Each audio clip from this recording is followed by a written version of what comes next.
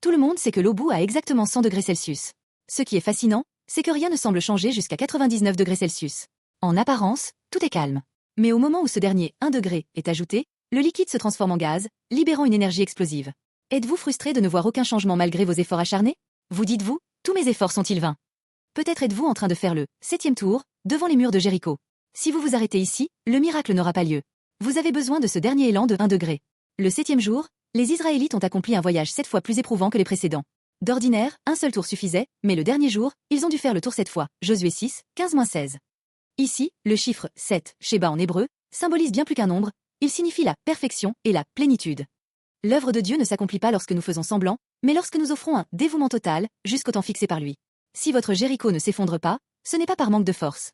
C'est peut-être parce que le dernier 1% d'énergie nécessaire pour franchir la limite n'est pas encore atteint.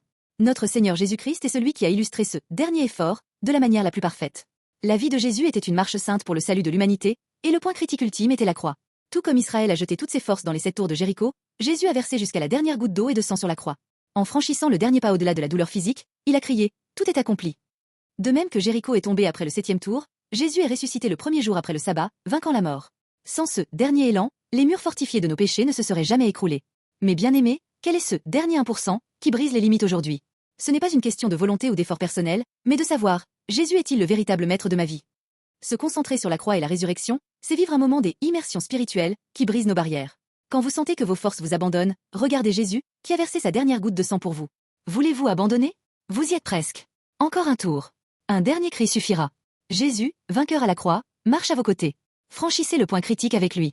Votre Jéricho s'effondrera certainement.